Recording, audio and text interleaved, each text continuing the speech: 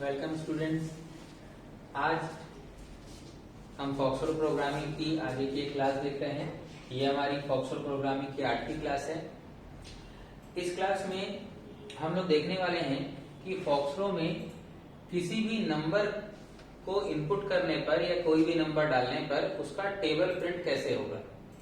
तो यहाँ पर हम एक ऐसा प्रोग्राम बनाने वाले हैं जिसमें कुछ इस तरीके का आउटपुट आएगा इस आउटपुट स्क्रीन पर कि सबसे पहले वो आपसे पूछेगा एंटर एनी नंबर। यहाँ पर आप कोई भी नंबर इनपुट करेंगे, जैसे कि हमने फॉर एग्जांपल हमने 2 या मान लो 2 हमने इनपुट किया।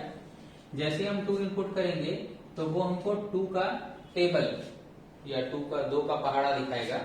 तो वो कुछ इस तरीके से आएगा एंटर करने पर। जैसे एंटर करेंगे हम 2, 4, 6, 8, 10, 12, 14, 16, 18 और 20 इस तरीके से इसका टेबल आ जाएगा। जरूरी नहीं है कि वो 2 ही हो। 2 की जगह पे आप यहाँ 3 लिखेंगे तो 3 का टेबल, या 4 लिखेंगे तो 4 का टेबल। जो भी नंबर लिखेंगे वो टेबल आ जाएगा। टेबल को अलग अलग डिजाइन में हम डिस्प्ले करा सकते हैं। हम ऐसा भी डिस्प्ले करा सकते हैं 2 into 1 equal to 2, 2 into 2 equal to 4, ऐसा भी करा सकते हैं।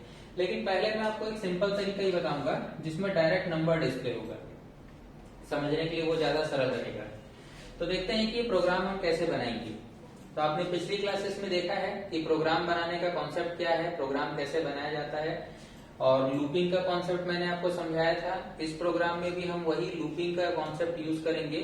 इसको हम डू व्हाइल लूप से या फॉर लूप से दोनों से बना सकते हैं। ठीक है, तो हम लोग यहाँ पर इस प्रोग्राम को डू व्हाइल लूप से देख लेंगे, चाहे तो फॉर लूप से भी बन जाएगा ये प्रोग्राम। तो लूपिंग, अच्छा जिन्होंने लूपिंग की क्लास नहीं देखा है वो पहले लूपिंग की क्लास देख लेंगे ताकि उनको लूपिंग का कॉन्सेप्ट समझ में आ जाएगा, तो इसको समझने में बहुत आसानी होगी। तो चलिए देखते हैं ये प्रोग्राम कैसे बनेगा। सबसे पहले फॉक्सट्रॉट ओपन करने के बाद मॉडिफाई कमांड या शॉर्ट में मॉडिकॉम लिख सकते हैं और आप अपनी फाइल का नाम लिखिए। नाम लिख करके एंटर बटन प्रेस करेंगे जिससे कि आपके सामने इस तरीके से आ जाएगी विंडो। और इस विंडो में आपको क्या करना है, बनाना है प्रोग्राम। ठीक है, प्रोग्राम जब आप पूरा बना लेंगे कंट्रोल W से सेव करेंगे। सेव करने के बाद आप उस प्रोग्राम को रन कराएंगे। डू लिख करके फाइल का नाम लिखेंगे और एंटर करने से यहाँ पर रन होगा। तो चलिए देखते हैं हमको करना क्या है। सबसे पहले हमको ये करना है, कमांड विंडो में मॉडिकॉम लिखना है या मॉडिफाई कमांड, नाम लिख के एंटर करेंगे जिससे ये बॉक्स आएगा। ध्यान रखिएगा पूरा प्रोग्राम बनाने के बाद ही उसको कंट्रोल W करेंगे और डू करके रन कराएंगे। मैं यहाँ नंबर लिखते जा रहा हूँ समझाने के लिए, ऐसा नहीं कि आप प्रोग्राम बनाते जाएंगे तो यहाँ आउटपुट आते जाएगा। आपको पूरा बना करके उसको सेव करना है और डू लिख करके फाइल का नाम लिख करके उसको रन कराना है। तो देखिए सबसे पहले हम एक काम करते हैं कि हम कुछ वेरिएबल ले लेते हैं। तो आपको पता है वेरिएबल हम कैसे बनाते हैं, स्टोर 0 लिख करके हम यहाँ पर एक वेरिएबल ले लेते हैं n ले लेते हैं नंबर के लिए, और एक वेरिएबल ले लेते हैं t टेबल के लिए। अब इसके बाद सबसे पहले हमको स्क्रीन पर एक मैसेज डिस्प्ले कराना है, एंटर एनी नंबर। हमने पिछली क्लास में देखा है कि जब कोई नंबर हमको डालना होता है और मैसेज डिस्प्ले कराना होता है तो हम यहाँ पर लिखते हैं इनपुट। इनपुट के बाद डबल इन्वर्टेड कॉमा में हम अपना मैसेज लिखते हैं। तो हमारा मैसेज है यहाँ पर एंटर एनी नंबर। अब ये एंटर एनी नंबर का मैसेज हमने लिख दिया और उसके बाद हमने 2 करके लिख दिया n। तो देखिए होगा क्या, जिनको नहीं पता है, जिन्होंने प्रोग्रामिंग की बेसिक क्लास पहले नहीं देखा है वो उसको देख सकते हैं और अच्छे से क्लियर होगा। और नहीं भी पता है तो मैं आपको बता दूं कि इनपुट लिखने के बाद इन्वर्टेड कॉमा में आप जो मैसेज लिखते हैं वो स्क्रीन पर आएगा, लेकिन कब, जब प्रोग्राम सेव करके रन होगा डू कमांड से तब। और जो भी नंबर आप यहाँ लिखते हैं वो नंबर चला जाएगा किसमें, सामने वाले वेरिएबल में। तो इसका मतलब ये है कि n की वैल्यू अब हो चुकी है 2, क्योंकि हमने यहाँ पर 2 डाला है। आप 2 की जगह कुछ भी लिख सकते हैं, कोई भी नंबर। अगर आप 5 का टेबल लेना चाहें, 10 का लेना चाहें, 15 का लेना चाहें, या आप 100 का लेना चाहें या 1000 का लेना चाहें, आप वहां पर नंबर लिख सकते हैं। ठीक है, अब हमको ये करना है कि हमको यहाँ पर जो दूसरा हमारा है टी, जिससे हम क्या करेंगे, टेबल को डिस्प्ले कराएंगे। ठीक है, टी से हम क्या डिस्प्ले करा रहे हैं, टेबल को। तो हम यहाँ पर लिख देते हैं जो टी नाम का वेरिएबल हमने एक बनाया हुआ है, तो हम उस टी की एक वैल्यू दे देंगे कि भाई देखिए, एक बेसिक कॉन्सेप्ट मैं आपको बताऊं कि टेबल कैसे आता है। कोई विशेष चीज नहीं है, टेबल कैसे आता है। अगर मैं आपको 2 का टेबल बोलूं तो आप 2 को 1 से मल्टीप्लाई करेंगे तो 2 आया, फिर 2 को आप किससे मल्टीप्लाई करेंगे, 2 से, फिर आप 2 को किससे मल्टीप्लाई करेंगे, 3, और ऐसा ही करते हुए आप 2 को मल्टीप्लाई कर देंगे किससे, 10 से, तो यहाँ पर आ जाएगा 20। ठीक है, इसका सिंपल सा कॉन्सेप्ट ये हुआ कि किसी भी नंबर को 1 से लेकर के 10 तक के नंबर से अगर आप गुणा करते जाएं तो ऑटोमेटिक उसका टेबल बन जा रहा है। तो हमको यहाँ पर यही करना है, हमको एक ऐसा वेरिएबल चाहिए जो अपनी वैल्यू 1 से लेकर के 10 तक चेंज करता रहे, क्योंकि 2 तो हमारे पास है ही n में। तो हम यहाँ पर क्या करेंगे, एक वेरिएबल लेंगे t और इसकी स्टार्टिंग वैल्यू कर देंगे 1। क्यों करें, क्योंकि हमको 1 से लेकर के कहां तक मल्टीप्लाई करना है, 10 तक। अब हम यहाँ पर लूपिंग यूज करेंगे। मैंने पहले ही बताया, जिन्होंने लूपिंग नहीं पढ़ा है वो लूपिंग की क्लास देख सकते हैं, और उसके बाद फिर इसको ज्यादा अच्छा होगा, समझने में आसानी होगी। अब हम यहाँ पर लिख देते हैं कि ये हमको 1 से कहां तक ले जाना है, 10 तक। तो हम लिखेंगे कि टी मतलब ये प्रोग्राम, ये लूप तब तक चलेगा जब तक t की वैल्यू लेस देन या इक्वल टू होती है 10 से। ऐसा मैंने क्यों लिया, क्योंकि मेरे को इसको 10 तक चलाना है। ठीक है, अभी मैंने आपको कॉन्सेप्ट बताया कि 1 से लेकर के ये कहां तक इंटू होगा, 10 तक। तो 2 तो हमारे पास n में आ चुका है, लेकिन हमको 1 से 10 तक नंबर चाहिए जो हमको t देगा। अब देखिए यहाँ पर हम लिख लेंगे, ये तो हो गया। अब इसके बाद हम लोग नेक्स्ट क्या करेंगे, t की वैल्यू 1 है, चेक करेगा। लूपिंग में क्या होता है, चेक करता है कंडीशन सही है कि गलत है। तो 1 है इसीलिए कंडीशन सही है, एक छोटा है 10 से। नीचे आएगा, जिनको नहीं पता उनको मैं बता दूं कि अगर कंडीशन सही होती है तो डू व्हाइल उसको नीचे ट्रांसफर करता है। अब नीचे आया, नीचे आने के बाद हम यहाँ पर लिख देंगे, सिंपल सा हम छोटा सा प्रोग्राम बना देते हैं। हम लिख देते हैं n, हम यहाँ पे लिख देते हैं n इंटू टी। अब n इंटू टी क्या करेगा, तो n की वैल्यू कितनी है, n की वैल्यू है 2 है, t की वैल्यू कितनी है, 1 है, तो 2 इंटू 1 कितना हो गया, 1। 2 इंटू 1 कितना हो गया, 2 हो गया। और अब 2 होने के बाद यहाँ पर आउटपुट में क्या डिस्प्ले हो जाएगा, 2, क्योंकि क्वेश्चन मार्क किस लिए होता है, किसी भी चीज को डिस्प्ले करने के लिए, चाहे वो वेरिएबल हो या वो मैसेज। तो 2 इंटू 1 आ गया यहाँ पर 2। अब क्या होगा देखिए, नेक्स्ट हम नीचे आते हैं।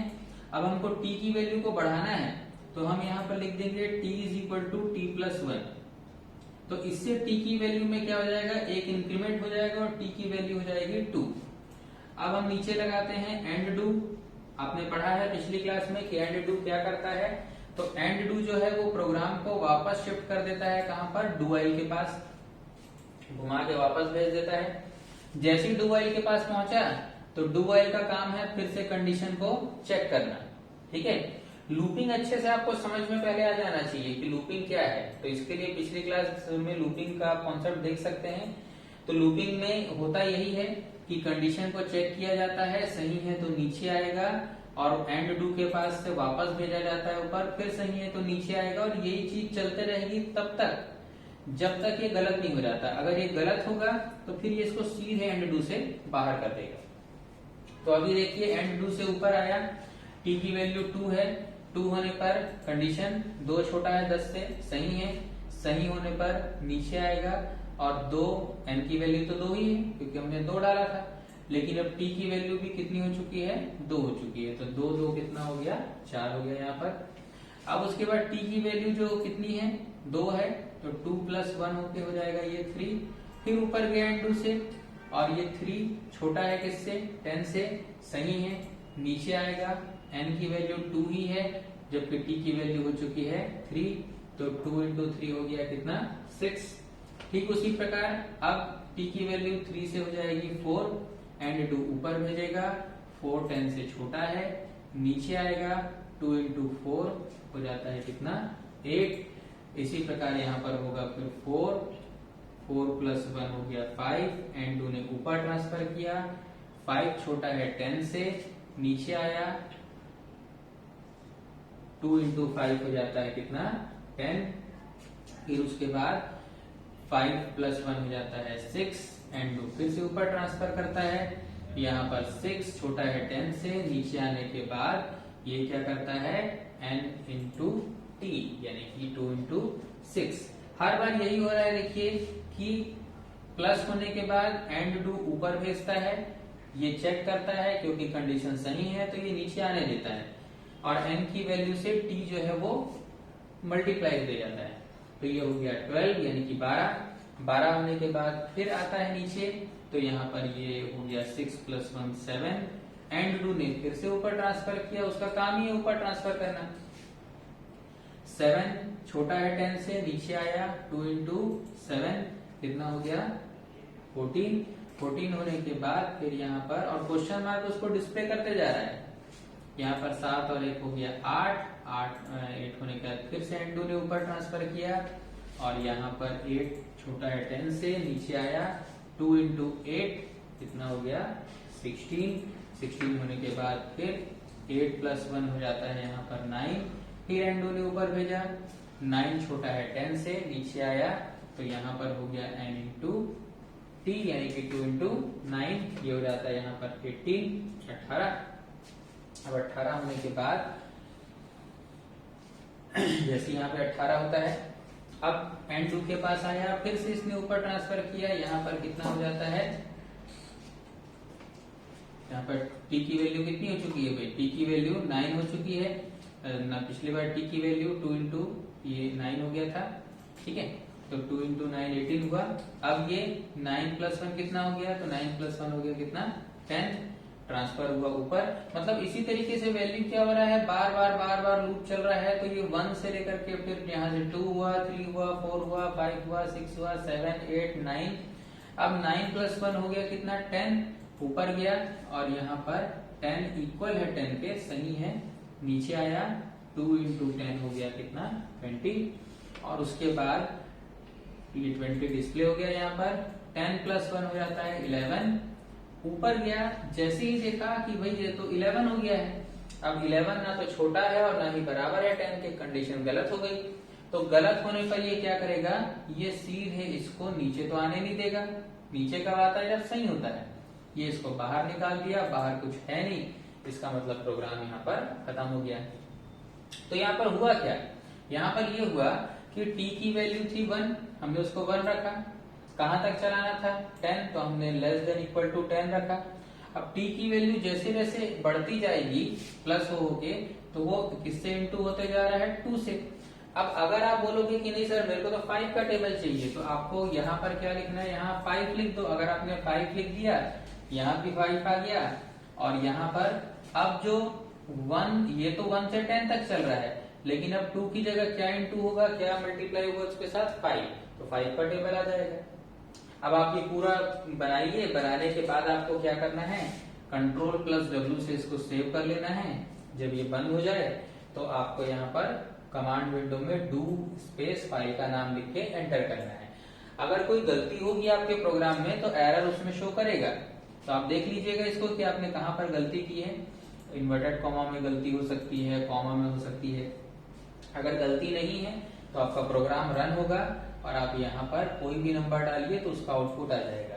दोबारा रन कराना है, फिर से आप डू करके फाइल नेम लिखिए और उसको आप रन करा सकते हैं। तो ये हो गया किसी चीज का प्रोग्राम, किसी भी नंबर का टेबल डिस्प्ले करने का प्रोग्राम हम लोगों ने बनाया कि कोई भी नंबर इनपुट करा के आप उसका टेबल कैसे डिस्प्ले कर सकते हैं। ध्यान रखिएगा, आप इसमें कोई भी नंबर इनपुट करा सकते हैं तो उसका टेबल डिस्प्ले हो जाएगा। डिस्प्ले कराने के लिए हमने क्या यूज किया है, क्वेश्चन मार्क। ठीक है, थैंक यू।